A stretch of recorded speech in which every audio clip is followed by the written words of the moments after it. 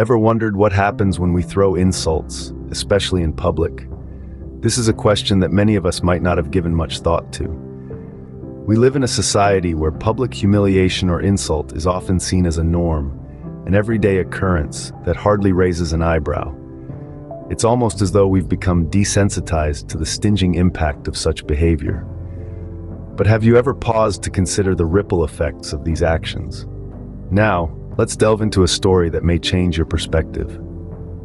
Imagine this, a young man named Tim, smart, talented, but with a penchant for public ridicule. Tim was an ambitious chap, brimming with ideas and energy. He worked at a bustling corporate firm where competition was fierce. His arch-rival Peter was a quiet and diligent worker, always keeping to himself. Despite their differences, they were both respected by their colleagues. One day, in a fit of competitive fervor, Tim decided to publicly humiliate Peter. In front of the entire team, he ridiculed Peter's work, calling it mediocre and uninspiring. The room fell silent. The air grew thick with discomfort. While some tried to stifle their unease with awkward laughter, most were appalled. The immediate impact was palpable. The respect that Tim once commanded started to wane. His colleagues who once admired his intellect now saw him as a bully. Even his closest allies began to distance themselves, unwilling to be associated with his cruel streak. Peter, the subject of Tim's ridicule, bore the brunt of the insult, but held his peace. He continued to work diligently, his quiet resilience earning him more respect from his colleagues. As the days rolled on, the ripple effects of Tim's public insult became more evident. His reputation took a hit. His work, once viewed with admiration, was now scrutinized with skepticism. His allies dwindled.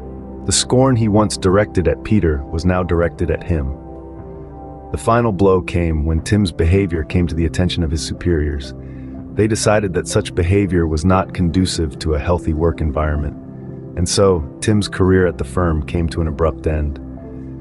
Tim's story is a stark reminder of the damage that public insults can inflict, not just on the insulted, but also on the insulter. His tale serves as a cautionary tale that respect and kindness should be the cornerstones of our interactions, whether in the workplace or elsewhere. After all, words spoken in haste can have far-reaching consequences, and once uttered, they can never be taken back. Let's take a closer look at the ripple effects of Tim's public insult. When someone is demeaned in a public setting, it's not just a moment of embarrassment. The psychological impact can be deep, potentially leading to anxiety, depression, or a serious hit to self-esteem. Moreover, such an act can lead to a loss of trust and respect among peers. Respect is the foundation of any relationship, be it personal or professional. Once that respect is lost, it's incredibly hard to rebuild. Then there's the creation of a hostile environment. Public insults can foster a culture of negativity and hostility, making it difficult for everyone involved to move forward in a positive manner. And let's not forget the legal consequences. Depending on the severity and the context, a public insult could lead to lawsuits for defamation or harassment. As you can see, the ripple effects of a public insult can be far-reaching and devastating. So what can we learn from Tim's story? Tim's journey brings to the forefront some powerful lessons about the way we interact with people, even those we might consider adversaries. It underscores the importance of treating others with respect and dignity, irrespective of the circumstances. Tim's story serves as a stark reminder that public humiliation is not a tool we should employ when dealing with disagreements or conflicts. It might provide momentary satisfaction, but the long-term damage it inflicts on the person at the receiving end is profound and far-reaching. Instead, constructive criticism should be our go-to approach. It helps the other person grow and learn from their mistakes, without causing them unnecessary embarrassment or distress. It's not about softening the blow, but about delivering it in a way that fosters growth, rather than resentment. The value of maintaining dignity in our interactions cannot be overstated.